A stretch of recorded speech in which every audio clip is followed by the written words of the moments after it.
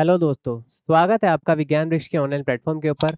तो आज हम इस वीडियो में बात करने वाले हैं सॉल्यूशन चैप्टर के अंदर जितने भी अब तक पीवाईक्यू आए हैं आपके गेट के एग्जाम के अंदर।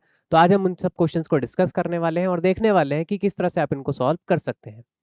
तो चलिए, सबसे पहला क्वेश्चन हम यहाँ पर देखने वाले हैं जो कि पूछा गया था भाई आपका गेट 2011 के अंदर। तो अगर हम सॉल्यूशंस की बात करते हैं तो सॉल्यूशंस और कॉलिगेटिव प्रॉपर्टीज ये साथ साथ ही पूछी जाती है, ये अलग तरीके से आती नहीं है। और जनरली आपके जो बेसिक क्वेश्चन होते हैं या तो वो आपके कॉलिगेटिव प्रॉपर्टीज से ज़्यादा होते हैं या फिर आपके वही राउट्स लॉ, हेनरीज लॉ, इन सबसे थोड़ा बहुत पूछा जाता है। जैसे कि अगर मैं इस वाले क्वेश्चन की बात करूं तो यहाँ पर जैसे कि पूछा गया है कि freezing point constant for a water जो है वो यहाँ पर दे दिया गया है। मतलब देखो यहाँ पर उसने क्या करा है, के एफ की वैल्यू दे दी है। ठीक है, के एफ की वैल्यू उसने यहाँ पर दे दी है और कह रहा है कि चेंज इन फ्रीजिंग पॉइंट बताइए कितना होगा अगर मैं 0.01 मोल ग्लूकोज को 1 किलो पानी के अंदर ऐड कर दूं। तो अगर मैं बात करता हूँ इसकी, तो आप यहाँ पर एक चीज़ जानते हैं कि जब हम कॉलिगेटिव प्रॉपर्टी की बात करते हैं तो कॉलिगेटिव प्रॉपर्टीज में एक कॉलिगेटिव प्रॉपर्टी आपकी आती है जो कि होती है डिप्रेशन इन फ्रीजिंग पॉइंट। तो मैं अगर फॉर्मूला देखूं तो क्या होता है भाई आपका, तो आप लिखते हो delta T F is equal to I into K F, साथ में मल्टीप्लाई होती है आपकी मोलैलिटी। तो ये फॉर्मूला होता है आपका आपका क्या, डिप्रेशन ऑफ फ्रीजिंग पॉइंट का। तो डेल्टा टी एफ की वैल्यू देखो उसने यहाँ पर पूछी है, तो मुझे यहाँ पर खोल के लिखने की जरूरत नहीं है कि डेल्टा टी एफ होता क्या है। अगर आप जानना चाहो तो देखो डेल्टा टी एफ क्या होता है आपका, डिप्रेशन इन फ्रीजिंग पॉइंट का क्या मतलब होता है आपका कि प्योर में से जो सॉल्यूशन है उसका फ्रीजिंग पॉइंट कम हो गया। तो इसलिए यहाँ पर हम लिखते हैं कुछ इस तरीके से। तो ये बनता है भाई आपका पूरा फॉर्मूला। ठीक है, पर हमें देखो ये डेल्टा टी एफ की ही वैल्यू पूछी है तो हमें इसकी ज़रूरत है नहीं। तो ठीक है, जानने के लिए आप यहाँ पर देख सकते हैं, बाकी हमें फॉर्मूला कौन सा यूज़ करना है, सिर्फ ये वाला। अगर मैं बात करता हूँ देखो ग्लूकोज की, ठीक है, ग्लूकोज कैसा होता है, एक नॉन इलेक्ट्रोलाइट टाइप का स्पीशीज होती है। ठीक है, नॉन इलेक्ट्रोलाइट होती है ये। नॉन इलेक्ट्रोलाइट का क्या मतलब होता है, जो पानी में जाने के बाद डिसोसिएट नहीं करते हैं। ठीक है, तो जब ये डिसोसिएट नहीं करते हैं तो नॉन इलेक्ट्रोलाइट्स जो भी होते हैं आपके, उन सब के लिए आपका आई की वैल्यू जो होती है वो 1 ही दिखाई देती है। ठीक है, नॉन इलेक्ट्रोलाइट्स के लिए आई की वैल्यू जो होती है वो 1 ही होती है। तो मुझे आई के लिए तो कुछ नहीं करना, आई ऑलरेडी 1 दे रखा है। उसने कहा है 0.01 मोल ग्लूकोज लीजिए और उसको 1 किलो पानी में ऐड कर दीजिए, तो मोलैलिटी निकाल लेते हैं चलिए। तो मोलैलिटी देखो कितनी होगी भाई, मोलैलिटी होती क्या है आपकी, number of moles of solute. ठीक है, या फिर मैं डायरेक्टली अगर लिखूं तो आप यहाँ पर मोलैलिटी को क्या बोलते हैं भाई, कि मोल्स ऑफ सॉल्यूट, सॉल्यूट को हम हमेशा बी से रिप्रेजेंट कर देते हैं और ए को आप जनरली सॉल्वेंट से रिप्रेजेंट करते हैं। तो ऊपर लिखा जाता है number of moles of solute divide by weight of solvent in KG.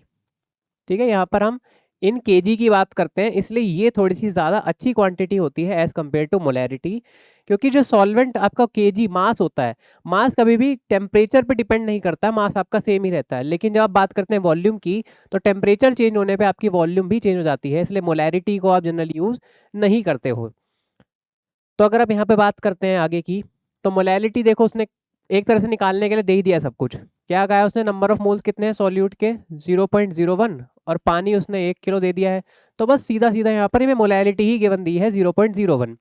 तो बस अब कुछ नहीं करना, इसी फॉर्मूले के अंदर अगर मैं रखूँ सब चीज़ों को, तो डेल्टा टी एफ आपका किसके बराबर आ जाएगा, आई तो मेरा 1 है, के एफ की वैल्यू देखो कितनी दी है, 1.186।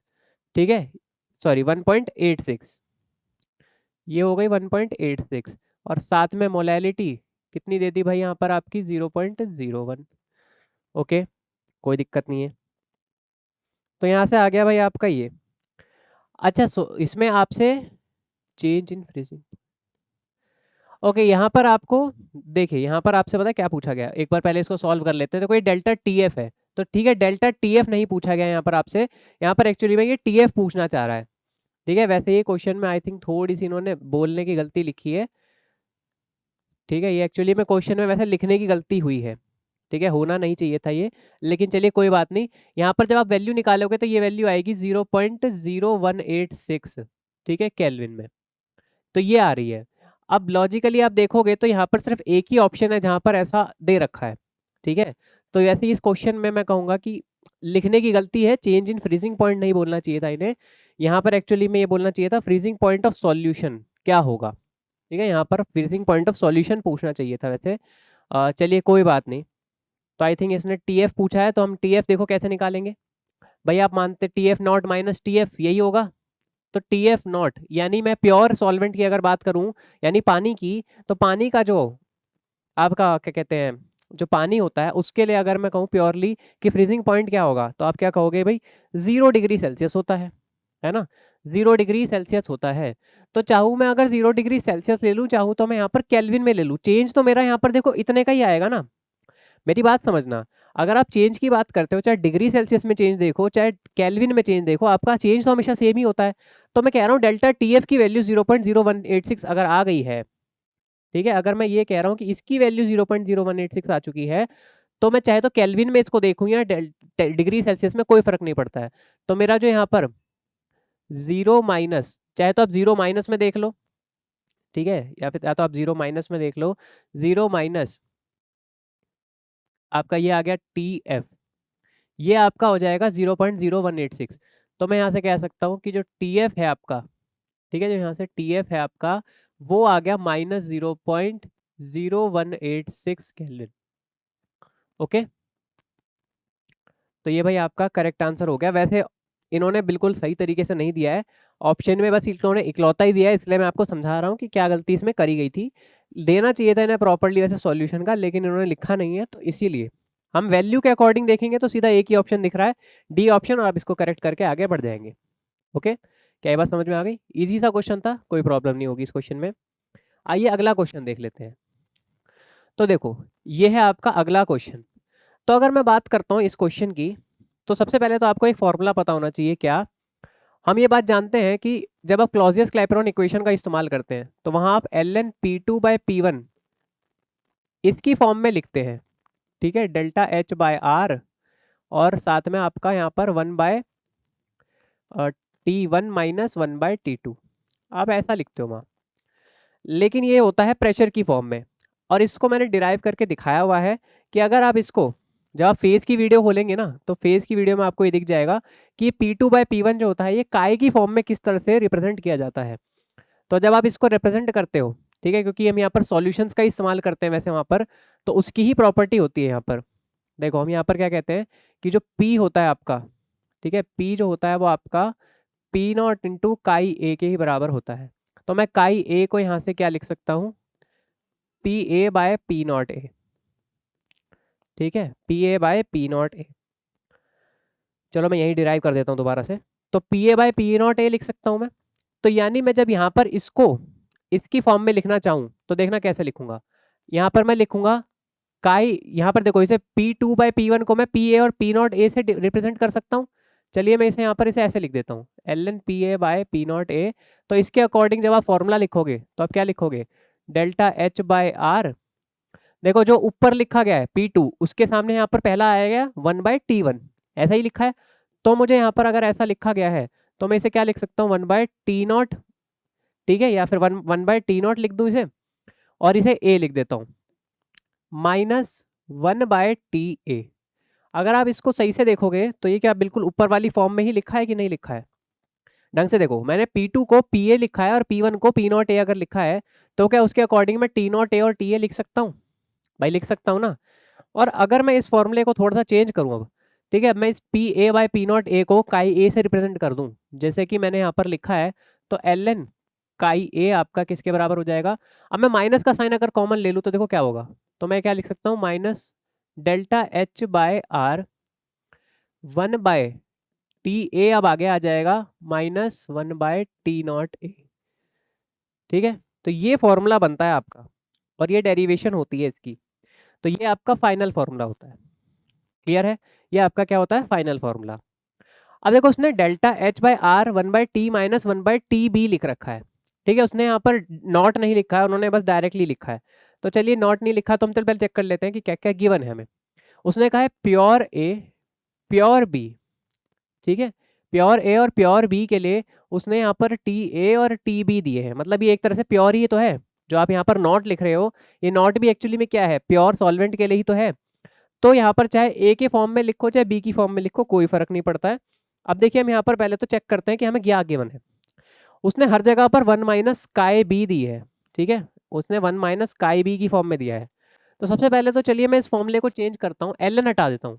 एल एन हटा के अगर मैं लिखूंगा तो काई ए को क्या लिखा जा सकता है, ई की पावर, ठीक है, ई की पावर, ये सब कुछ अब पावर में चला जाएगा, minus delta H by R, 1 by, देखो इसने नॉर्मल टी ए को टी ई लिखा है तो कोई नहीं, ये लिख लेते हैं, माइनस 1/TA, जो कि इसने प्योर वाले को लिखा है।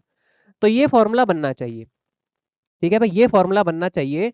और मुझे एक और चीज मालूम है कि काई ए प्लस काई बी आपका 1 के बराबर होता है। तो अगर मैं 1 माइनस काई बी लिखूं काई ए को, तो क्या कोई प्रॉब्लम है? भाई आपने क्या करा, काई बी को उधर ले गए, काई ए आपका 1 माइनस काई बी के बराबर हो गया, लिख सकता हूँ ना मैं इसको ऐसे। तो चलिए मैं इस वाली चीज को यहाँ पुट कर देता हूँ। तो अब आपका जो फॉर्मूला होगा वो क्या बन जाएगा, मैं काई ए को यहाँ पर क्या लिख रहा हूँ, बस 1 माइनस काई बी। तो भाई देख लो आपका ये वाला फॉर्मूला बन चुका है, 1 minus chi B is equal to exponential की power minus delta H by R 1/t minus 1/ta। तो देख लो कहीं पर दिख रहा है क्या ऐसा फॉर्मूला? तो सबसे पहले अगर आपको यहाँ पर एलिमिनेशन करना है ना, तो ध्यान रखो, जो काई ए होता तो ए के साथ ही ए आना चाहिए था और बी के साथ ही बी आना चाहिए था, लेकिन यहाँ 1 माइनस की फॉर्म में लिखा है, तो मतलब आपने इसको पक्का काई ए से चेंज किया होगा। साफ बात है ना, आपने यहाँ पर पक्का इसको क्या काई ए से चेंज किया होगा। अगर इसे काई ए से चेंज किया है, ठीक है, तो पहली बात तो यहाँ पर क्या होना चाहिए था, ए होना चाहिए था, तो ये ऑप्शन नहीं हो सकता, ठीक है, ये नहीं हो सकता, और ये वाला भी नहीं हो सकता। क्यों? क्योंकि यहाँ बी है और यहाँ ए है, यहाँ पर बी है और यहाँ पर बी, मतलब ये दोनों सेम नहीं हो सकता अगर 1 माइनस की फॉर्म में लिखे हैं। अगर ये यहाँ पर काई बी लिखा होता ना एक बार को, तब ये बिल्कुल ठीक लिखा हो सकता था, तब मैं मान लेता एक बार को, लेकिन ये काई बी नहीं है, 1 माइनस काई बी की फॉर्म में लिखा है। ओके, अब देखो 1 माइनस काई बी के साथ में यहाँ पर टी ए दिया है, यहाँ पर भी टी ए दिया है, कोई दिक्कत नहीं है। तो भाई अब यहाँ पर आपको कौन सा आपको यहाँ पर अब क्या चीज देखनी पड़ेगी, देखो डेल्टा एच जो दिया है वो यहाँ पर बी के लिए दिया है, ठीक है। तो यहाँ पर देखो, ये जो आप यहाँ पर काई ए ले रहे हो ना, तो ये डेल्टा एच भी आपका ए के लिए ही यूज होगा सब जगह पर, ठीक है। यहाँ पर जो डेल्टा एच होगा वो भी सबके लिए ए के लिए ही यूज होगा। अब यहाँ पर इन्होंने प्योर का लिया है तो हम चलिए नॉट का ले लेते हैं साथ में, कोई दिक्कत नहीं है। आप यहाँ पर नॉट को ले लीजिए, कोई प्रॉब्लम नहीं है, फॉर्मूला आपका दोनों तरफ ही सेम रहेगा। तो option D is the correct answer, क्योंकि यहीं पर आपको ए के लिए भी दिया है और टी भी यहाँ पर ए के लिए ही है। आई होप आपको ये क्वेश्चन आप समझ में आ गया होगा कि किस तरह से करना था। ये क्लॉजियस क्लैपेरॉन इक्वेशन का ही डेरिवेशन है। क्लॉजियस क्लैपेरॉन इक्वेशन को हम जब इस फॉर्म में कन्वर्ट करते हैं तो कुछ इस तरीके से लिख सकते हैं, ठीक है।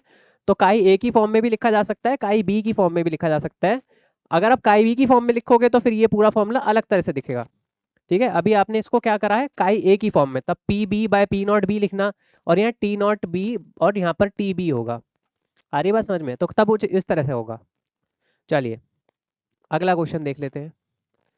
तो ये है भाई आपका सॉल्यूशंस का ही, मतलब प्योर सॉल्यूशंस का ही क्वेश्चन है। कॉलिगेटिव प्रॉपर्टी से पहले जब हम राउल्स लॉ, हेनरीज लॉ ये सब पढ़ते हैं, आइडियल सॉल्यूशन की कैरेक्टरिस्टिक्स भी हम वहीं पर ही देखते हैं।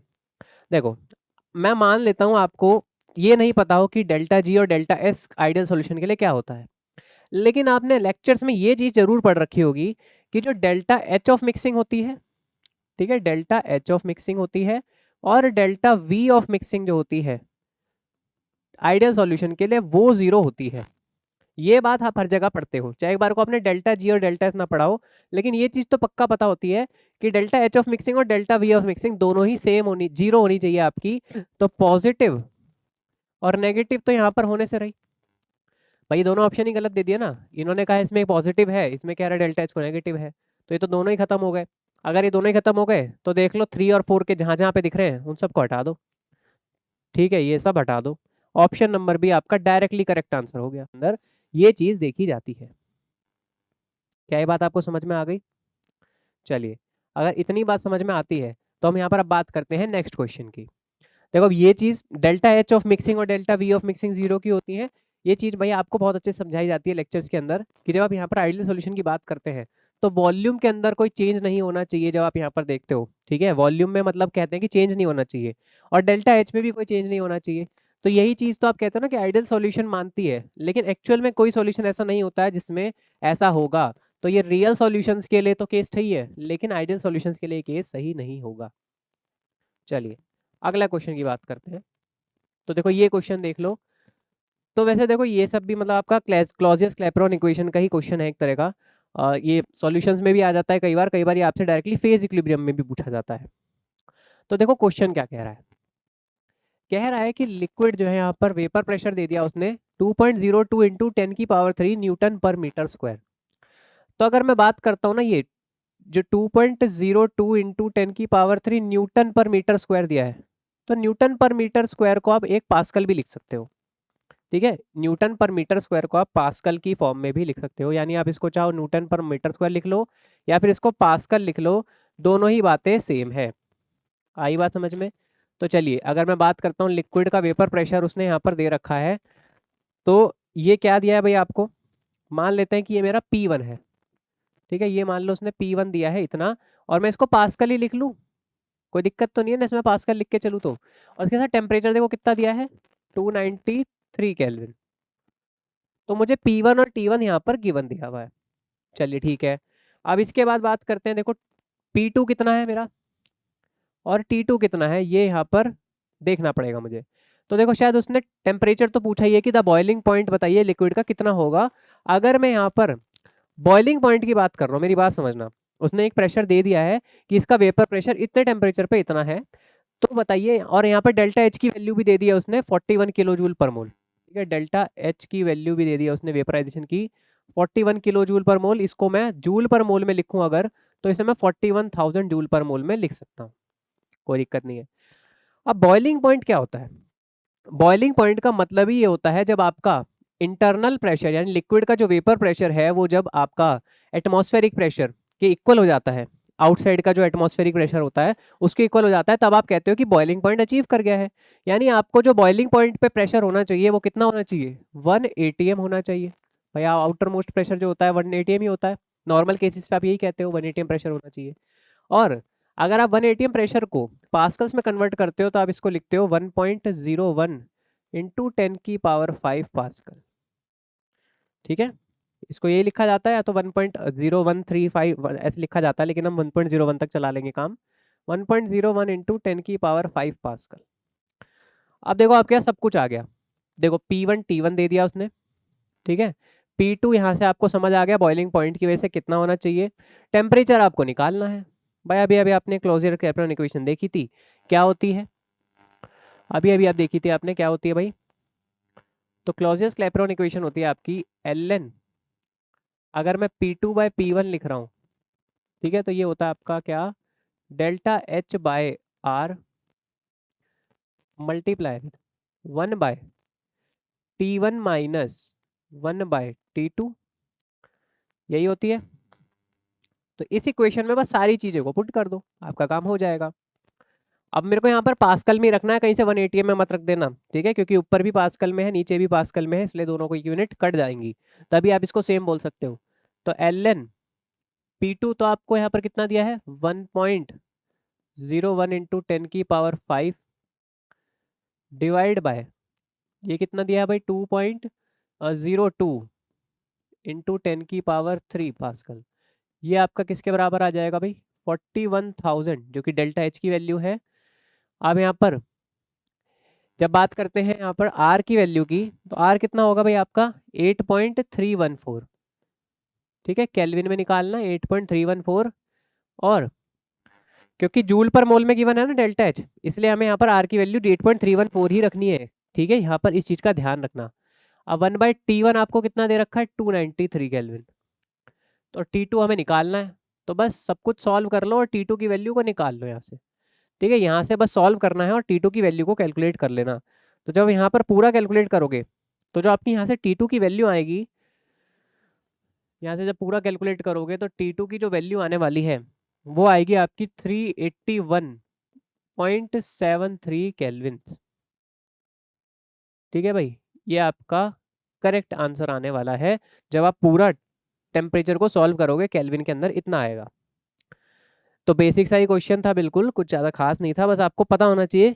सॉल्यूशंस के साथ कई बार वेपर प्रेशर वगैरह के साथ मिलाकर देता है, क्लॉजियस-क्लैपेरॉन इक्वेशन का ही क्वेश्चन था ये, और कुछ नहीं। ठीक है भाई, बस थोड़ा सा यहाँ बॉइलिंग पॉइंट का ध्यान रखना था कि ये पास्कल में होता है और ये न्यूटन पर मीटर स्क्वायर को भी आप पास्कल ही लिखते हो, ये बात थोड़ी सी पता होनी चाहिए, बाकी कुछ खास इस क्वेश्चन में था नहीं। ठीक है, इसको मैं लिख देता हूँ चाहो तो, कि न्यूटन पर मीटर स्क्वायर मतलब आपका यहाँ पास्कल ही है। ओके, तो यही है बस, और कुछ नहीं। चलिए नेक्स्ट क्वेश्चन की यहाँ पर बात कर लेते हैं। तो देखिए ये क्वेश्चन आपका आया हुआ है गेट 2019 के अंदर। तो इस क्वेश्चन में जैसे कि आपसे बोला गया है कि normal boiling point of a compound जो है यहाँ पर वो इतना है 350 केल्विन, डेल्टा एच की वैल्यू दे दी है 30 किलो जूल पर मोल।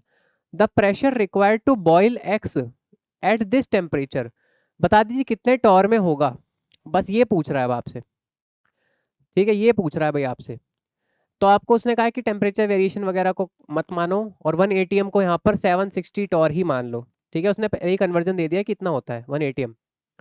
तो बस अब इस क्वेश्चन में कुछ बचा ही नहीं है, सेम वही क्लॉजेस क्लैपेरॉन इक्वेशन का इस्तेमाल करना है बस।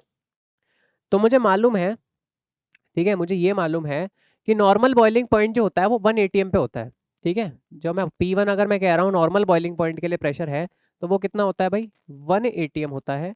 और 1 एटीएम किसके बराबर दिया गया है भाई 760 टोर के बराबर। वैसे तो ये पता होना चाहिए आपको, नहीं भी पता है तो उसने गिवन दे दिया है। और उसके लिए टेम्परेचर उसने कितना दिया है T1 350 केल्विन, ठीक है भाई। अब वो कह रहा है बताइए P2 कितना होगा अगर ये टेम्परेचर है तो टेम्परेचर देखो देख कितना दे रखा है 300 केल्विन। तो बस इस क्वेश्चन में अब कुछ नहीं है, P1 T1 और T2 दे रखा है, P2 निकालना है। डेल्टा H की वैल्यू भी देखो कितनी दे रखी है 30 किलो जूल पर मोल, जिसे मैं 30,000 जूल पर मोल में लिख सकता हूँ। तो बस सारी वैल्यूज दे रखी हैं, फिर से क्लॉजियस क्लैपेरॉन इक्वेशन के अंदर इसको पुट कर दो। तो मैं क्या लिख सकता हूँ देखो, ln P2/P1, ठीक है, मुझे P2 निकालना है, P1 कितना है भाई 760 torr, is equal to delta H कितना है भाई 30,000 डिवाइड बाय 8.314 1 बाय T1, तो T1 कितना है भाई 350 माइनस 1/T2 जो कि है 300। तो बस इस पूरे को सॉल्व कर लो और यहाँ से P2 की वैल्यू को निकाल लो। जब यहाँ पर आप पूरा सॉल्व करोगे, ठीक है, जब यहाँ से आप पूरा सॉल्व कर लोगे तो जो P2 की वैल्यू आने वाली है देखो टॉर में ही आएगी, क्योंकि नीचे आपने क्या किया है 760 टॉर में लिया है, तो जो भी वैल्यू आएगी वो टॉर में ही आने वाली है। तो जब आप पूरा सॉल्व करोगे तो यहाँ से जो प्रेशर आएगा वो आएगा 136.2 टॉर, ठीक है।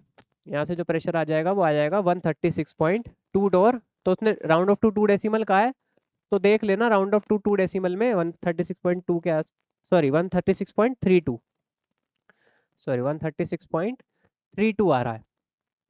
राउंड ऑफ करोगे जब आप तो 136.32 टॉर होगा। तो इसको सॉल्व कर लेना, आसपास की वैल्यू इतनी ही आएगी।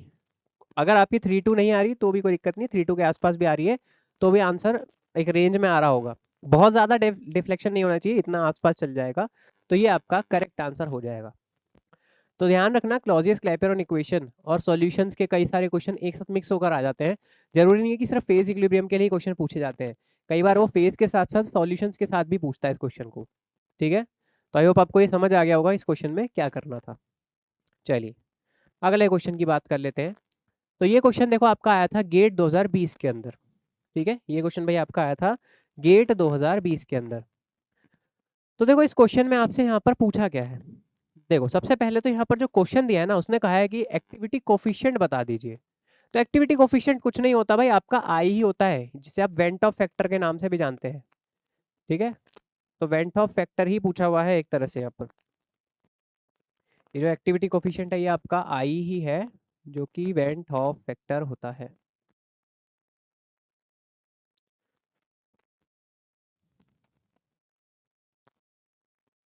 अब देखो अगर मैं बात करता हूँ यहाँ पर वेंट ऑफ फैक्टर की, तो आप आई को क्या कहते हो कि ऊपर क्या आनी चाहिए भाई आपकी ऑब्जर्व्ड कॉलिगेटिव प्रॉपर्टी, ठीक है। कोई भी प्रॉपर्टी के अंदर अगर मैं बात करूं तो ऊपर अगर आप ऑब्जर्व्ड कॉलिगेटिव प्रॉपर्टी कैलकुलेटेड जो आपको दिखाई देती है, जो ऑलरेडी गिवन दी जाती है, ठीक है, उसको डिवाइड कर दीजिए कैलकुलेटेड कॉलिगेटिव प्रॉपर्टी से, ठीक है, उसको डिवाइड कर दो कैलकुलेटेड कॉलिगेटिव प्रॉपर्टी से। तो यहाँ से आप आई की वैल्यू को कैलकुलेट कर सकते हैं, ठीक है, आई की वैल्यू को यहाँ से कैलकुलेट कर सकते हैं। अब देखो क्या करना है आपको, सबसे पहली चीज उसने देखो दी क्या क्या है 30 डिग्री सेल्सियस पे उसने कहा है कि वेपर प्रेशर जो है सॉल्यूशन का वो इतना है। तो मुझे मालूम है अगर किसी भी सॉल्यूशन का वेपर प्रेशर उसने गिवन दिया है ठीक है, 31.207 उसने यहाँ पर गिवन दे दिया है। तो यानी उसने ऑब्जर्व्ड प्रॉपर्टी जो है उसकी वैल्यू कितनी दी है भाई, 31.207 mmHg, ये उसने गिवन दे दी है भाई। अब मुझे इसकी वैल्यू पहले से ही पता चल चुकी है, तो मैं क्या करूं, अगर कैलकुलेटेड वेपर प्रेशर निकाल लूं सॉल्यूशन का, तो क्या मैं यहाँ से काम चल जाएगा मेरा, क्या मेरा वहाँ से काम हो जाएगा? तो चलिए आइए देखते हैं। तो अगर यहाँ पर मैं देखूं, तो आप एक फॉर्मूला जानते होंगे क्या, कि जो भी अगर आपको वेपर प्रेशर निकालना हो ए के लिए, तो उसको आप क्या करो, P naught A into chi ए, इससे मल्टीप्लाई कर दो, यहाँ से आपकी वैल्यू आ जाएगी। और ये राउल्ट्स लॉ, आई थिंक आप याद, जहाँ तक याद रखता हूँ मैं, राउल्ट्स लॉ के अंदर इस चीज़ को पढ़ते हो कि पी आई जो होता है आपका पी नॉट आई इंटू काई के ही बराबर होता है, काई आई के बराबर ही होता है। तो बस यहाँ से अगर मैं पी ए की वैल्यू निकाल लूँ, पी नॉट ए देखो मेरे को दे रखा है, प्योर प्योर वाटर के लिए देखो 31.84824 दे रखी है वैल्यू, और मुझे यहाँ पर काई ए निकालने के लिए भी शायद सारे इंतजाम दे रखे हैं। ठीक है, तो चलिए आइए देखते हैं कैसे करेंगे। देखो यहाँ पर जो पी नॉट ए दे रखा है वो कितना है, 31.824 mmHg। तो बस मेरे को यहाँ पर क्या करना पड़ेगा, मोल फ्रैक्शन निकालनी है। आइए मोल फ्रैक्शन देख लेते हैं कितनी होगी। तो काई ए क्या होता है आपका, number of moles of A divide by number of moles of A plus number of moles of B. ठीक है, यही तो होगा। काई बी निकालना शायद मुझे इजी रहेगा, है ना, मुझे यहाँ से काई बी निकालना भी इजी रहेगा। तो क्यों ना मैं यहाँ से काई बी निकाल लूँ। तो ये फॉर्मूला आपका क्या बन जाएगा भाई, काई ए की जगह आप यहाँ पर लिखेंगे बस 1 माइनस काई बी। ठीक है, 1 माइनस काई बी। तो मैं इसको लिख देता हूँ देखो इस तरीके से।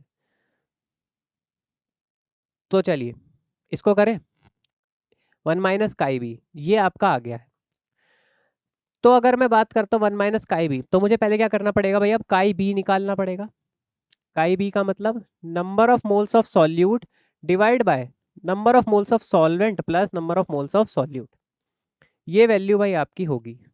ठीक है, इसे सॉल्व करना पड़ेगा। तो अगर मैं बात करूं number of moles of solute की, तो भाई यहाँ से साफ मुझे दिख रहा है कि 1 ही दे रखे हैं। कैसे दे रखे हैं 1, देखो मोलैलिटी क्या होती है। ठीक है, मोलैलिटी क्या होती है, 1 मोलैलिटी, अगर किसी मोलैलिटी दे रखी है किसी को, तो मतलब क्या होता है, number of moles of solute divide by volume of solution, ही तो है, volume of solution in 1 litre, है ना, यही तो बोलते हैं भाई। अगर उसने 1 मोलर बोल दिया है कोई चीज को, तो इसका मतलब क्या कह रहा है वो, कि 1 लीटर सॉल्यूशन के अंदर इतने नंबर ऑफ मोल्स प्रेजेंट है। ठीक है, 1 मोलैरिटी का मतलब क्या होता है, कि उसने कहा है कि जो number of moles of solute है वो पक्का 1 मोल ही है।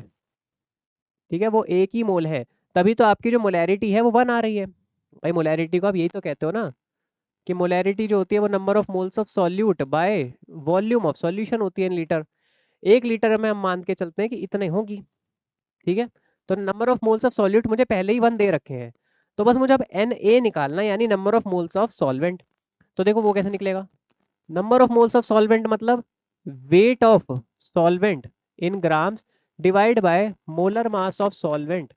ठीक है, देखो वेट निकाल लेंगे, मोलर मास मुझे मालूम है 18 होता है। ठीक है, मोलर मास तो मुझे मालूम है पानी का 18 होता है।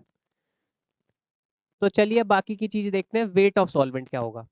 तो देखो वेट ऑफ सॉल्वेंट ना यहाँ पर डायरेक्टली कहीं नहीं दिया है, हम यहाँ पर डायरेक्टली नहीं बोल सकते हैं। ये जो यहाँ पर आपने निकाला है ना सॉल्ट का, ये सॉल्यूशन का दिया हुआ है, 1 मोलर जो है यहाँ पर सॉल्यूशन है, ये सॉल्यूशन की मोलैरिटी है, उसने पर यहाँ पर वॉल्यूम नहीं दिया है। वॉल्यूम हमें उसने कहा है कि सॉल्यूशन की 1 लीटर होगी। ठीक है, मेरी बात समझना, यहाँ पर जो हम मान के चल रहे हैं वो ये है कि जो वॉल्यूम है वो सॉल्यूशन की 1 लीटर होगी, यानी 1000 ml। ठीक है, हम ये मान के चल रहे हैं कि वॉल्यूम सॉल्यूशन की 1000 ml या फिर 1 लीटर होगी। तो चलिए डेंसिटी दे रखी है मुझे, तो आइए डेंसिटी के अकॉर्डिंग कुछ देख लेते हैं करने की। तो डेंसिटी क्या होता है, मेरा मास बाय वॉल्यूम, है ना, डेंसिटी क्या होता है मेरी, मास बाय वॉल्यूम होती है। ठीक है, डेंसिटी लिख देता हूं मैं यहाँ पर, मास बाय वॉल्यूम होती है। तो अगर मैं मास ऑफ सॉल्यूशन निकाल लूँ, ठीक है, अगर मैं मास ऑफ सॉल्यूशन निकाल लूँ, देखना अब, तो उसने डेंसिटी ऑफ क्या दी है, सॉल्यूशन दी है, जो कि है 1.1256, और वॉल्यूम मैंने मान लिया है भी कि 1000 ml है। ठीक है, तो अब यहाँ से जब वेट निकालेंगे, मास निकालेंगे, तो ये आ जाएगा 1125.6 ग्राम, ये आ जाएगा आपका मास ऑफ सॉल्यूशन। ठीक है, ये मास ऑफ सॉल्यूशन आया है। कैसे आया दोबारा समझो। देखो उसने डेंसिटी कितनी दिया 1.1256 ग्राम पर ml, मतलब 1 ml में इतना ग्राम उसने यहाँ पर माना है सॉल्यूट को। ठीक है, इतना सॉल्यूशन में इतनी डेंसिटी आ रही होगी 1 ग्राम पर ml में। ठीक है, तो मतलब मुझे 1 ml के लिए देखो इतनी दे रखी है, तो 1000 ml के लिए कितनी होगी, मैंने मल्टीप्लाई कर दिया वॉल्यूम से। समझ आ गई बात। तो आपका मास आ गया 1 लीटर के लिए। ठीक है, 1000 ml ही मानी है ना मैंने वॉल्यूम को, क्योंकि तो मोलर तो मेरी मास जो आ गई यहाँ पर। ठीक है, ये मास है किसका, सॉल्यूशन का, लेकिन ठीक है ये मास ऑफ सॉल्यूशन है। मुझे क्या करना पड़ेगा, मास ऑफ यहाँ पर वाटर निकालना है। तो आपको एक और चीज मालूम होगी कि जो सॉल्यूशन का मास होगा वो किससे बना होगा, मास of solute plus mass of solvent से। तो भाई मास ऑफ सॉल्यूट कितना होगा, यहाँ पर हम क्या कह रहे हैं 1 मोल सॉल्यूट मिक्स कर रखा है हमने, हम ये मान के चल रहे हैं कि 1 मोल सॉल्यूट है। तो मास देखो यहाँ से 11256 is equal to 1 mole of sucrose. Sucrose का मोलिकुलर वेट कितना होता है भाई, 340 होता है। ठीक है, 340 ग्राम पर मोल होता है आपका सुक्रोज का मॉलिक्यूलर वेट। तो 1 मोल का क्या मतलब हो गया कि आपने मास ऑफ जो सॉल्यूट लिया है वो यहाँ पर 340 ग्राम लिया होगा, है ना। ये बात समझ आती है। तो यहाँ पर जो आपका आएगा 11256 is equal to 340 plus mass of solvent के। तो मास ऑफ सॉल्वेंट आपका आ जाएगा 1125.6 माइनस 340।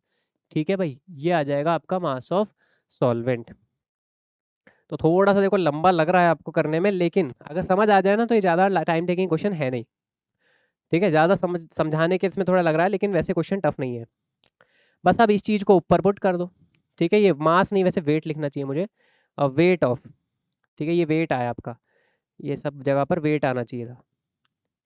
ठीक है, ये वेट ऑफ सॉल्यूशन है, ये मास नहीं। आप इसको वेट लिख लो ताकि इजी समझ आए। तो ये वेट ऑफ सॉल्यूशन है। ठीक है, ये वेट ऑफ सॉल्यूशन है। तो आपका वेट ऑफ सॉल्यूशन जो होगा वो weight of solute plus wait of solvent से बना होगा। तो यहाँ से आपको वेट ऑफ सॉल्वेंट मिली है ये। ठीक है, वेट ऑफ सॉल्वेंट इतनी आई है।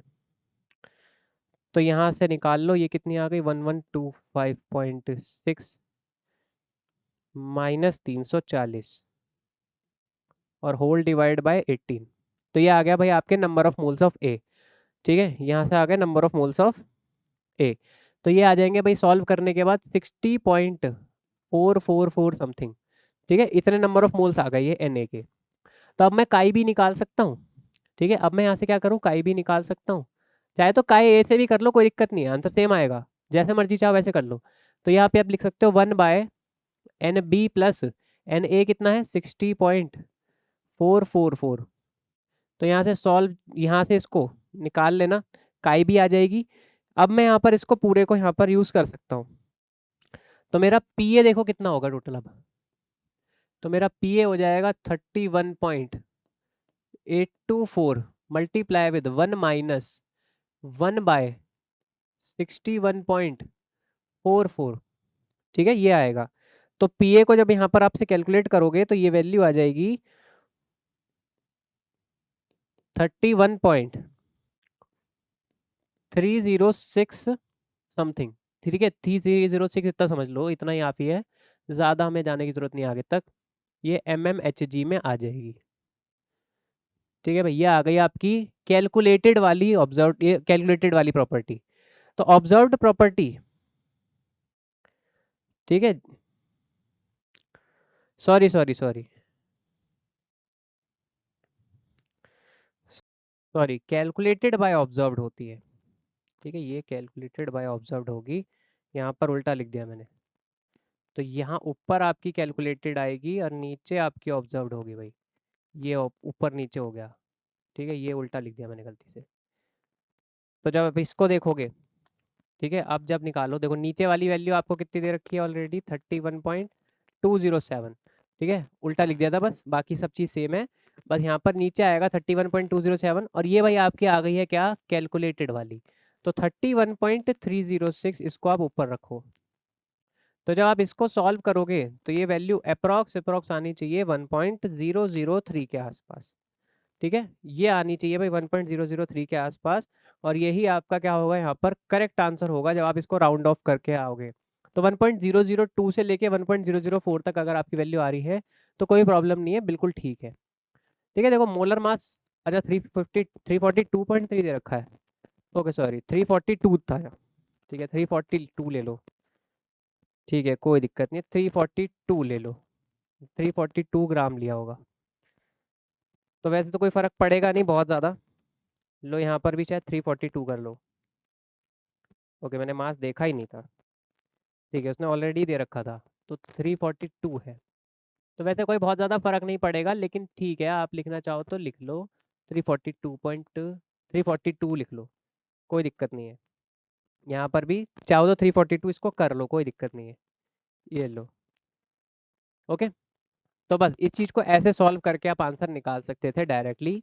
काई ए से भी कर सकते हो, काई बी से भी कर सकते हो, कोई प्रॉब्लम नहीं है, दोनों से ही आपका आंसर सेम आने वाला था, कोई प्रॉब्लम होगी नहीं। ठीक है, तो ये भाई आपका करेक्ट आंसर यहाँ से आ गया है। चलिए, तो नेक्स्ट क्वेश्चन की यहाँ पर हम बात कर लेते हैं अब। तो ये क्वेश्चन है आपका गेट 2021 के अंदर।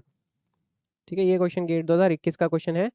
तो देखो आपसे यहाँ पर क्या बोल रहा है, कह रहा है कि the vapour pressure of toluene जो है वो यहाँ पर इतना है, और अगर मैंने 6 ग्राम यहाँ पर हाइड्रोकार्बन डिसॉल्व करा है इन 92 ग्राम ऑफ टॉलिन, तो यहाँ पर तो वेपर प्रेशर है वो ड्रॉप होकर 0.12 एटीएम हो गया है। तो बताइए हाइड्रोकार्बन का यहाँ पर मास कितना रहा होगा। तो देखो ये चीज़ हम पढ़ते ही हैं, पहली कॉलिगेटिव प्रॉपर्टी में पढ़ते हैं हम, है ना। क्या कहते हैं हम यहाँ पर कि जो आपकी relative lowering in vapour pressure होती है वो किस वजह से होती है, ये तो आप पढ़ते ही हो ना, कि सॉल्यूशन के अंदर जो वेपर प्रेशर है वो डिक्रीज हो जाता है। क्यों, क्योंकि हम यहाँ पर नॉन वॉलेटाइल सॉल्यूट को जब ऐड करते हैं तो उसकी वजह से जो वेपर प्रेशर है वो डिक्रीज कर जाता है, क्योंकि ये इसकी सरफेस के ऊपर एक लेयर बना लेता है ना। ये चीज़ तो हमने पढ़ी हुई है, क्या कि सॉल्यूशन इस तरह का है, अगर मान लो और मैंने एक सॉल्यूट ऐसा डाल दिया जो नॉन वॉलेटाइल है, मतलब उड़ नहीं रहा है वो साथ में, तो वो क्या करेगा, यहीं पर बैठा रहेगा भाई, वो ऊपर थोड़ी ना जाने देगा। नीचे के जितने भी ड्रॉप मॉलिक्यूल्स होंगे ये सब यहाँ पर जब ऊपर जाना चाहेंगे तो ये क्या करेगा, इनको रोकेगा। तो इसकी वजह से वेपर प्रेशर थोड़ा सा कम हो जाता है सॉल्यूशन का as compare to pure solvent. तो इसी चीज़ को हम यहाँ पर जब एक्सप्रेस करते हैं फॉर्मूले में, तो आप क्या कहते हो कि जो प्योर का यहाँ पर होता है सॉल्यूशन के कंपैरिजन में, ठीक है, तो यहाँ पर देखो दो फॉर्मूले से लिखा जाता है। एक होता है क्या, P naught minus P A by P naught A is equal to chi B, एक तो ये होता है, और साथ में आप वेंटो फैक्टर का भी इस्तेमाल करते हैं, एक तो ये फॉर्मूला होता है। और जब हम इसको एक और तरीके से डिराइव करते हैं, ठीक है, जब हम इसका रिलेटिव चेंज कर लेते हैं, तो P naught A minus P A by P A, ये आपका किसके बराबर आ जाता है, number of moles of solute bye number of moles of solvent के बराबर। और इसी चीज को आप यहाँ पर किसके इक्वल लिख देते हो, weight of B by molar mass of B, यानी सॉल्यूट, और साथ में M A by W A. ठीक है, तो ये डेरिवेशन से ये आपका आता है, ये number of moles of B by number of moles of A को ही मैंने खोल कर लिखा है, W B by M B equal multiply with M A by W A. ठीक है, इस चीज़ का पूरा डेरिवेशन आपने कर रखा है ऑलरेडी। अब देखो क्यों खोल के लिखा है मैंने, देखो पी नॉट ए मतलब क्या हो गया, प्योर सॉल्वेंट का। तो उसने कहा है कि प्योर सॉल्वेंट हमारा यहाँ पर टॉलुइन है, जिसका यहाँ पर पी नॉट है वो इतना है, ठीक है, उसका वेपर प्रेशर जो है वो इतना है, ये प्योर का हो गया। अब जैसे उसने हाइड्रोकार्बन मिलाया, मतलब सॉल्यूट मिला दिया, सॉल्यूट मिलाने के बाद क्या बन गया, अब ये सॉल्यूशन। तो सॉल्यूशन का यहाँ पर देखो कितना ड्रॉप होकर आ गया, 0.12 पे आ गया वो। तो मेरे को पी ए भी पता चल गया, तो पी ए और पी नॉट ए दोनों मुझे मिल चुका है। अब उसने क्या कहा है, सॉल्यूट को उसने 6 ग्राम मिलाया, यानी डब्ल्यू मिल गया मुझे किसका, सॉल्यूट का। मोलर मास मुझसे पूछ रहा है सॉल्यूट का कितना होगा। सॉल्वेंट के बारे में मुझे बता ही दिया, टॉलुइन है। ठीक है, टॉलुइन का मोलिकुलर वेट देखो 92 दिए रखा है, और कितने में मिलाया उसने, 92 में ही मिलाया, यानी डब्ल्यू और एम दोनों ही सेम है। ठीक है, सॉल्वेंट का डब्ल्यू और एम दोनों ही सेम है, तो चाहो तो लिखो या ना लिखो कोई फर्क नहीं पड़ेगा। चलिए सारी वैल्यूज निकाल लिख के दे दूं यहाँ पर क्या क्या दिया है हमें। देखो पी नॉट ए उसने दिया है 0.13 एटीएम, पी ए उसने दिया है क्या 0.12 एटीएम, मोलर मास ऑफ ए यानी सॉल्वेंट का 92 ग्राम पर मोल है। ठीक है, वेट ऑफ सॉल्वेंट 92 ग्राम दिया हुआ है। ठीक है, फिर उसके बाद आपको यहाँ पर और क्या दिया है, वेट ऑफ सॉल्यूट दिया है कितना 6 ग्राम, और मोलर मास ऑफ सॉल्यूट, ये जो है आपसे पूछा हुआ है। तो सारी चीज़ें इस फॉर्मूले में डाल दो, आंसर आ जाएगा। चलिए इसमें डालते हैं 0.13 माइनस 0.12 डिवाइड बाय 0.12, ये आपका किसके बराबर है, 6 by molar mass of solute multiply with 92 by 92, यानी 1 ही हो जाएगा। सॉल्व कर लेना यहाँ से सारा, अब एम बी निकालना है बस। तो जो एम बी की वैल्यू, ठीक है, यहाँ से जो मोलर मास ऑफ सॉल्यूट आएगा वो आ जाएगा भाई आपका 72 ग्राम्स पर मोल में। ठीक है, ये आ जाएगा आपका 72 ग्राम पर मोल। और आपसे शायद नियरेस्ट इंटीजर ही पूछ रहा है, तो नियरेस्ट इंटीजर यही है आपका 72। ठीक है, तो इजी सा क्वेश्चन था बिल्कुल, बस relative lowering of vapour pressure का यहाँ इस्तेमाल करना था। और आई की वैल्यू देखो, आई की वैल्यू यहाँ पर 1 ही होगी। क्यों? क्योंकि यहाँ पर ये कैसा है, एक नॉन इलेक्ट्रोलाइट, हाइड्रोकार्बन भी एक नॉन इलेक्ट्रोलाइट है और टोलुइन भी एक नॉन इलेक्ट्रोलाइट है। तो आई यहाँ पर नॉन इलेक्ट्रोलाइट के लिए 1 ही हो जाएगा। ठीक है, दोनों ही क्या है, नॉन इलेक्ट्रोलाइट्स हैं, तो यहाँ पर कोई चीज़ का फर्क नहीं पड़ने वाला। कोई सॉल्यूट यहाँ पर डिसोसिएट होना ही नहीं है, हाइड्रोकार्बन है क्योंकि। ओके, तो आई तो 1 ही लेकर चलना है, बस डायरेक्ट आई बी से आप काम कर लो, या फिर आप डायरेक्टली इसको कह सकते हो काई बी जगह आई जो है यहाँ पर आएगा 1 और N B by N A, solve कर लिया आपने इसको। चलिए आई थिंक समझ आ गया होगा ये क्वेश्चन। अगले क्वेश्चन की यहाँ पर बात कर लेते हैं। हेक्सेन और हेप्टेन जो है वो एक दूसरे में कंप्लीटली मिक्सेबल है। 25 डिग्री सेल्सियस पे उसने वेपर प्रेशर ऑफ हेक्सेन और हेप्टेन निकाले तो 0.198 और 0.06 एटीएम आए। ठीक है, ये आया वेपर प्रेशर। तो वेपर प्रेशर मुझे यहाँ पर दे रखे हैं पी नॉट्स। ठीक है, पी नॉट यहाँ पर दोनों के गिवन दे दिए मुझे। चलिए मैं लिख लेता हूँ। तो मैं चलिए किसी एक को मान लेता हूँ, किसी एक को ए मान लेता हूँ, किसी एक को बी। तो चलिए मान लेते हैं कि आपका जो हेक्सेन है वो ए है और जो हेप्टेन है उसे मान लो मैं बी कह देता हूँ। ठीक है, समझने के लिए ताकि इजी रहे, बस मैं ऐसे मान लेता हूँ कि हेक्सेन जो है वो ए है और हेप्टेन जो है वो बी है। ठीक, तो पी नॉट ए उसने कितना दिया है, 0.198 एटीएम। और पी नॉट बी यानी प्योर के लिए जो यहाँ पर हेप्टेन के लिए दिया है वो कितना दिया है, 0.06 एटीएम। ठीक है, तो ए और बी दोनों के लिए यहाँ पर प्योर वैल्यू दे दिया उसने। कह रहा है मोल फ्रैक्शन बताइए हेक्सेन और हेप्टेन की इन द वेपर फेज। ठीक है, इन वेपर कह रहा है ना, in vapour for solution containing 4 molarity of hexane और 6 मोलैरिटी ऑफ हेप्टेन। तो समझना, दोबारा से यहाँ पर वही चीज बोलना चाह रहा है। मोलैरिटी का क्या मतलब होता है कि भाई आपने 1 लीटर जो लिया है आपने, उसके अंदर इतने नंबर ऑफ मोल्स प्रेजेंट रहे होंगे, है ना। मैं एक तरह से ये तो कह सकता हूँ कि नंबर ऑफ मोल्स ऑफ जो हेक्सेन है, ठीक है, एन ए है, वो 4 है, और नंबर ऑफ मोल्स ऑफ जो हेप्टेन है वो यहाँ पर 6 है। भाई यही तो कहना चाह रहा है डायरेक्टली यहाँ पर। एक तरह से, एक तरह से ये एन ए और एन बी की ही तो वैल्यू दे दी। जब आप सॉल्यूशन की बात करते हो मोलैरिटी की, तो 1 लीटर के अंदर आप बात करते हो कितने नंबर ऑफ मोल्स मिलाए गए हैं सॉल्यूट के। तो यही तो है, चार चार नंबर मोल्स मिलाए होंगे सॉल्यूट में 1 लीटर के अंदर, और ऐसे ही हेप्टेन में 6 नंबर ऑफ मोल्स मिलाए होंगे हेप्टेन के। ठीक है, तो एन ए और एन बी भी मुझे मिल गया है। चलिए ये सब तो आ गया है, अब बचा क्या है भाई आपके पास। अब यहाँ पर कुछ भी नहीं निकालना, आपको बस एक चीज पता होनी चाहिए कि जब भी आप डाल्टन्स लॉ का इस्तेमाल करते हैं, क्या, कि गैसेस और सॉल्यूशन, जब आप सॉल्यूशन में बात करते हो, देखो यहाँ पर पता है कौन सा केस आता है ये, जब आप सॉल्यूशन की बात करते हो ना, ठीक है, सॉल्यूशन के अंदर 2 तरह के जब फेज बन जाते हैं। लिक्विड यहाँ पर मान लो ऑलरेडी था और वो उड़कर यहाँ पर गैस में बन गया। ठीक है, लिक्विड यहाँ पर था ऑलरेडी जो कि यहाँ पर प्रेजेंट है, और यहाँ पर वो अब उड़ के ऊपर गया गैस की फॉर्म में। तो अब यहाँ पर कुछ गैस बनी होंगी, कुछ गैस के यहाँ पर मॉलिक्यूल बनते हैं। ठीक है, और इस गैस ने भी अब यहाँ पर वेपर प्रेशर निकालना स्टार्ट हुआ होगा, इसका भी वेपर प्रेशर लगना स्टार्ट हो गया होगा अब कुछ। तो अब कह रहा है कि ये वाला जो वेपर प्रेशर है ना, इसको मैं यहाँ पर वेपर प्रेशर जो भी यहाँ पर होगा, अब मैं यहाँ पर क्या मोल फ्रैक्शन में होगा ये बताना है मुझे। इसकी मान लो मोल फ्रैक्शन यहाँ पर एक तो काई की ए भी होगी और एक बी भी होगी। तो ये दोनों की बस वेपर फेज में पूछ रहा है कि कितनी मोल फ्रैक्शन बनी है, मतलब यहाँ से कितना उड़ा होगा। ठीक है, तो यहाँ पर कुछ वेपर प्रेशर लग रहा होगा और कितनी मोल फ्रैक्शन में प्रेजेंट है ये मैं यहाँ से बता सकता हूँ, काई ए डैश और काई बी डैश से। और नीचे लिक्विड के बारे में तो उसने सब कुछ इन्फॉर्मेशन दे ही रखी है। ठीक है, उसने प्योर भी दे रखा है और उसने मुझे यहाँ से काई निकालने के लिए भी सब कुछ दे रखा है। तो मैं क्यों ना यहाँ से पी ए निकाल लूँ और यहाँ से क्यों ना मैं पी बी निकाल लूँ। ठीक है, क्यों ना मैं इसमें पी ए और पी बी दोनों को निकाल लूँ, तो मेरा काम हो जाएगा। तो चलिए मैं अब यहाँ पर बता देता हूँ किस फॉर्मूले से आप इस क्वेश्चन को कर सकते हो।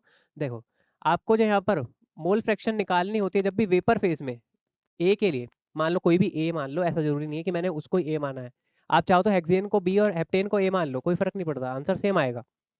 तो काई डैश ए अगर आपको निकालना है तो आप क्या करोगे, P A by P total, सिर्फ इस फॉर्मूले को यूज करना है। या फिर आप इसी चीज को क्या लिख सकते हो, P naught A into chi A divide by P total. ठीक है, और ये सेम फॉर्मूला आपका काई बी के लिए भी इस्तेमाल हो जाएगा। ठीक है, काई डैश बी के लिए भी यही सेम फॉर्मूला इस्तेमाल हो जाएगा।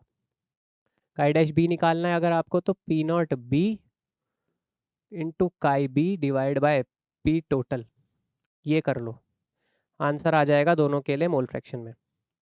तो इजी क्वेश्चन है बिल्कुल, सब कुछ दे रखा है, देखो सब कुछ दे रखा है, नंबर ऑफ मोल्स दे रखे हैं। ठीक है, उससे मोल फ्रैक्शन निकल जाएगी। पी टोटल क्या होता है, ठीक है, पी टोटल क्या होता है देख लो, पी टोटल होता है आपका P A plus P B. ठीक है, P A plus P B. तो चलिए बस पी ए और पी बी निकाल लेते हैं पहले, सबसे पहले ना पी ए और पी बी ही निकाल लेते हैं। तो पी ए मेरा क्या होगा, P naught A into chi ए, अभी मैंने बताया कैसे निकलता है, ये आपका राउल्ट्स लॉ से आता है। ठीक है, क्योंकि सॉल्यूशन के अंदर बात होती है, जब आप सॉल्यूशन के अंदर बात करते हो तो राउल्ट्स लॉ का इस्तेमाल करते हो। जब आप गैस को सॉल्यूशन में मिक्स करते हो तब आप यहाँ पर क्या बात करते हो, हेनरीज लॉ का काम यूज होता है आपका। और जब गैस को ही गैस के अंदर देखते हो तब आपका डाल्टन्स लॉ का इस्तेमाल होता है। तो देखो यहाँ पर आप गैस के अंदर ही देख रहे हो ना सब कुछ, तो ऊपर तो आपका डाल्टन्स लॉ, और एक तरह से राउल्ट्स लॉ का जब रिलेशन निकाला जाता है तो वो इस तरीके से निकाला जाता है। आ रही है बात समझ में, तो इस तरीके से निकाला जाता है। तो चलिए पी नॉट ए देखो कितना दे रखा है, पी नॉट ए अभी निकाला था 0.198 एटीएम, मल्टीप्लाई विद काई ए देख लो कितना होगा। आइए पहले काई ए देखते हैं। तो काई ए मतलब number of moles of A जो कि 4 है, divide by number of moles of A plus B, यानी आपका ये 4/10 हो गया। ठीक है, और काई बी कितना हो जाएगा, 6/10। ठीक है, 6/10 ही होगा ना, number of moles of B 6 है, डिवाइड बाय 4 + 6 10। तो काई ए और काई बी यहाँ से आ गई है। तो चलिए काई ए की वैल्यू दी है उसने 4/10, इसे सॉल्व कर लो। ठीक है, इसे सॉल्व कर लो, ये वैल्यू आपकी आ जाएगी 0.0792। ठीक है, इतना एटीएम, ये आ गई भाई आपकी पी ए की वैल्यू। पी बी की वैल्यू कितनी होगी, P naught B into chi B. P not भी देखो कितना दे रखा है, 0.06, और काई भी है आपका 6/10। इसे सॉल्व कर लो, यहाँ से पी भी देखो जो आपका आएगा वो आएगा 0.036 एटीएम। ठीक है, इतना आ जाएगा। तो देखो ये आ गई पी ए की वैल्यू और ये आ गई भाई पी बी की वैल्यू, इन दोनों को ऐड कर दो, आपका पी टोटल आ जाएगा। तो पी टोटल कितना आ जाएगा, 0.0792 प्लस 0.036, तो यहाँ से आ जाएगा ये 0.1152 एटीएम। तो पी टोटल मिल गया मुझे। लो बस, अब कुछ नहीं बचा इस क्वेश्चन में, अब इस क्वेश्चन में कुछ नहीं बचा। काई ए डैश कितना होगा, तो या तो देखो काई ए डैश निकाल लो P A by P T से, तो पी ए है 0.0792 डिवाइड बाय 0.1152, सॉल्व कर लो, ये काई ए डैश की वैल्यू आ गई भाई आपकी, एक सेकेंड, ये वैल्यू आ जाएगी भाई आपकी 0.6875। ठीक है, ये वैल्यू आ गई काई ए डैश की, यानी ये आ गई हेक्सेन के लिए। ठीक है, ये आ गई हेक्सेन के लिए।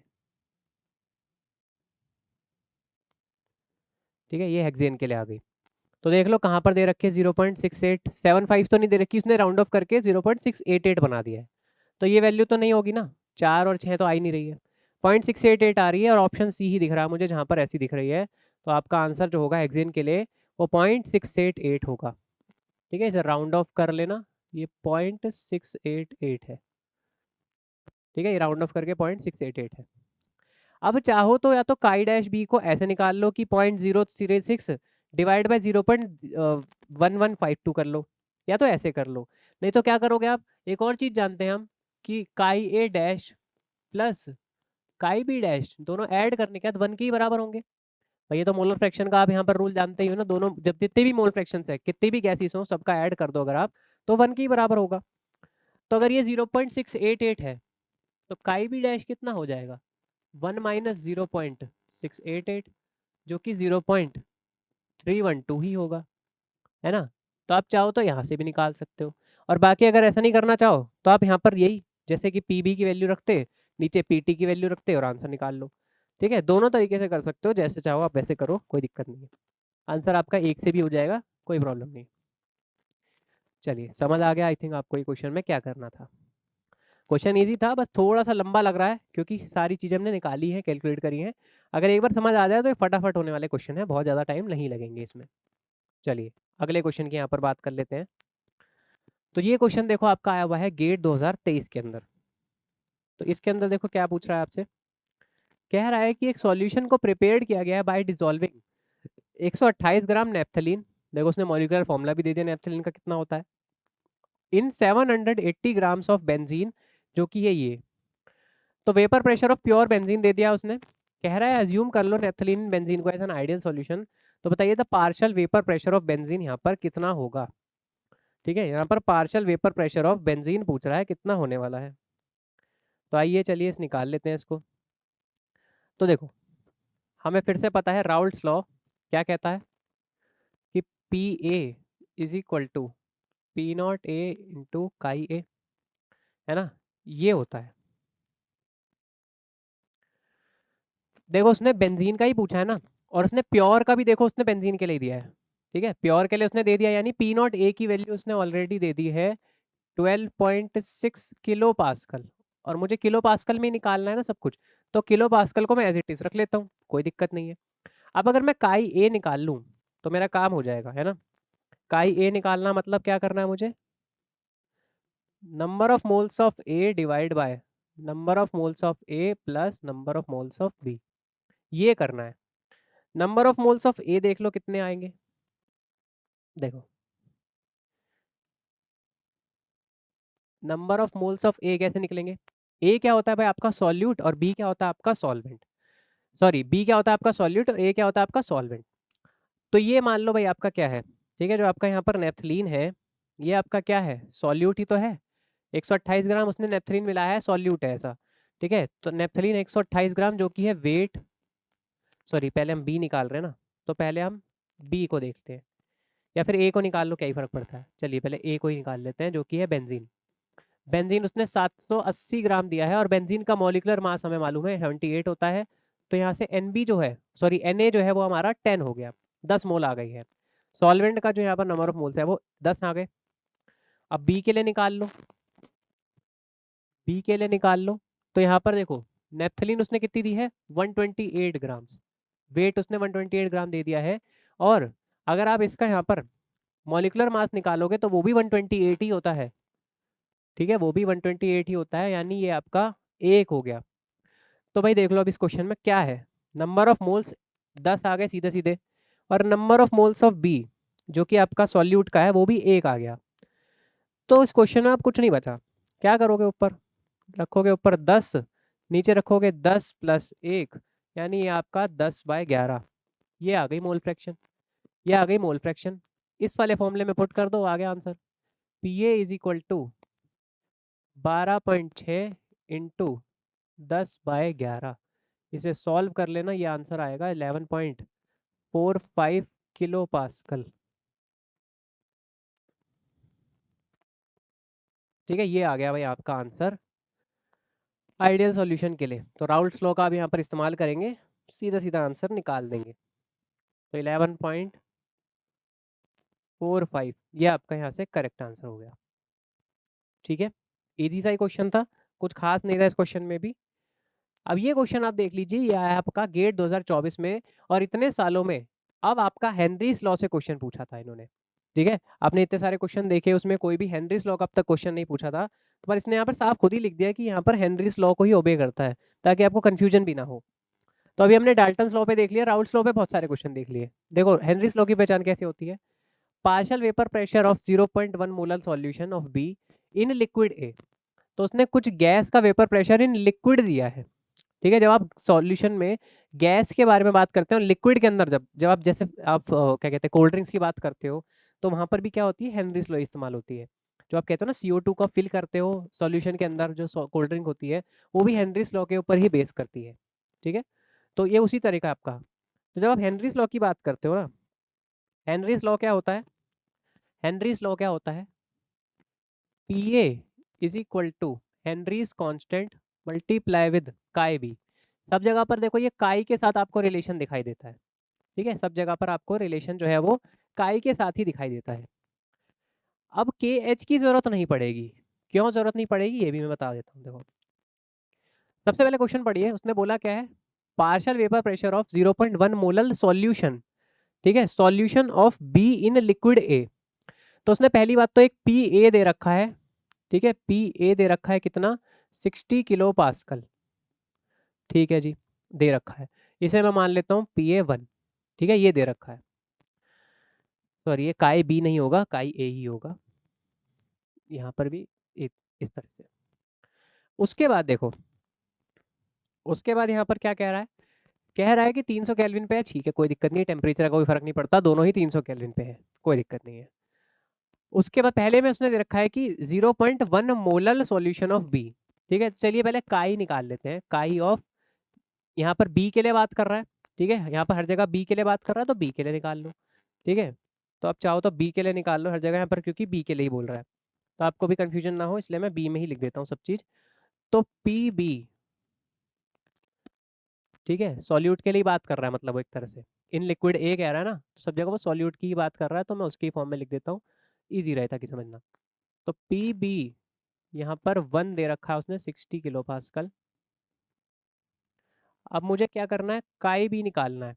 तो काई बी का मतलब क्या हो गया, number of moles of B divide by number of moles of A by number of moles of B. इन दोनों को नीचे ऐड कर दो। बी के नंबर ऑफ मोल्स देखो कितने दे रखे हैं, सेम वही तरीके से करेंगे जैसे अब तक हम करते आए हैं। उसने कहा है 0.1 मोलल सॉल्यूशन।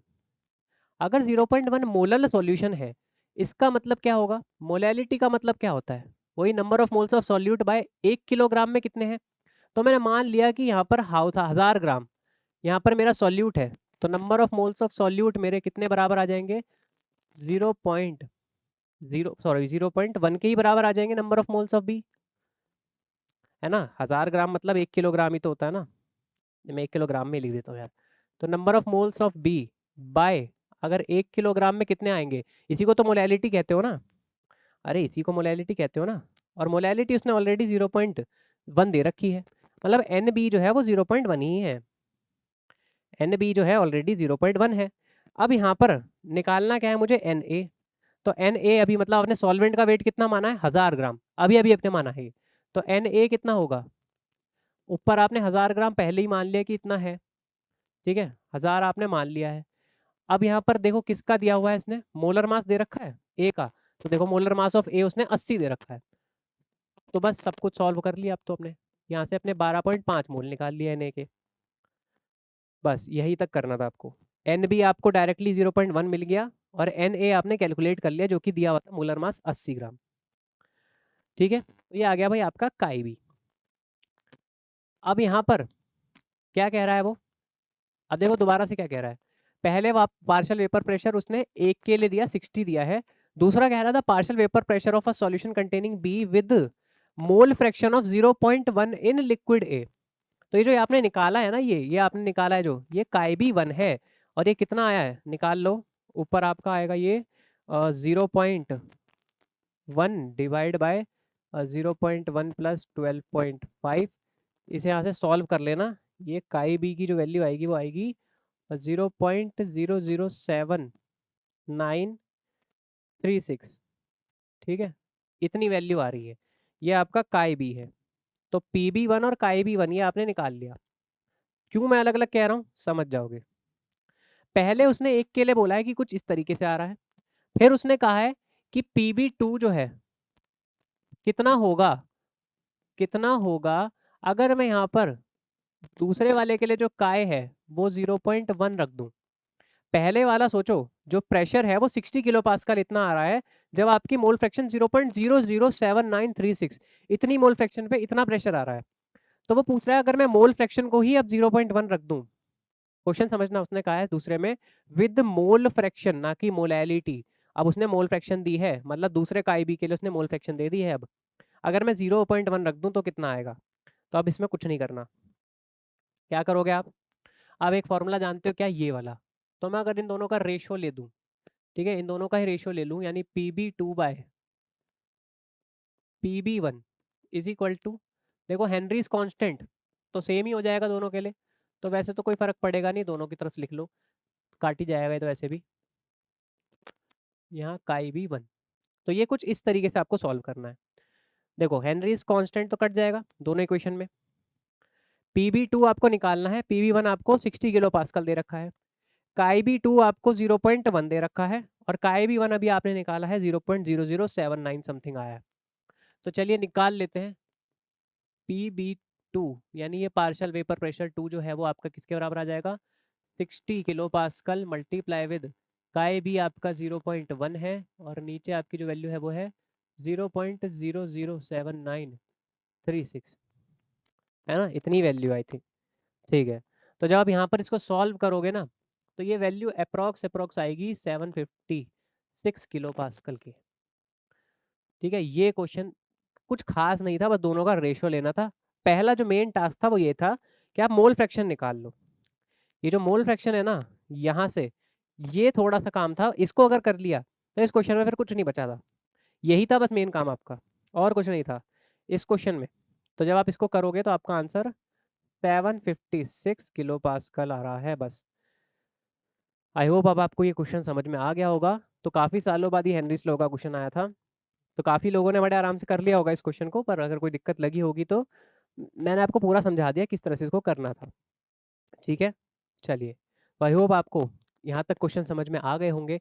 अगर आप गेट की, नेट की या फिर जैम की तैयारी करना चाहते हैं, या सीयूटी पीजी या किसी असिस्टेंट प्रोफेसर के भी एग्जाम की तैयारी करना चाहते हैं, तो आप यहाँ पर इस नंबर पे या तो मैसेज कर लीजिए या फिर कॉल कर लीजिएगा, आपकी क्वेरी वहाँ से सॉल्व कर दी जाएगी। और अगर आप यहाँ पर डायरेक्टली कोर्स परचेस करना चाहते हैं तो विज्ञान मिश्र का ऐप डाउनलोड कर लीजिए, और वहाँ से आप कोर्सेज के सेक्शन पे जाकर कोर्स को परचेस कर सकते हैं। ठीक है, तो चलिए आज की वीडियो में इतना ही। अगर आपको एक तरफ ही सारे मेंबरशिप, आप मेंबरशिप में भी जा सकते हैं, हमारे साथ नीचे जाइए और मेंबरशिप पे भी आप यहाँ पर क्लिक करेंगे तो वहाँ पर भी आपको सारे PYQs जितने भी आपके अब तक आए हुए हैं टिल डेट तक, वो सबके सब एक ही जगह पर as a topic wise video solution भी आपको मिल सकते हैं, उस चीज़ को भी आप वहाँ पर ज्वाइन कर सकते हैं।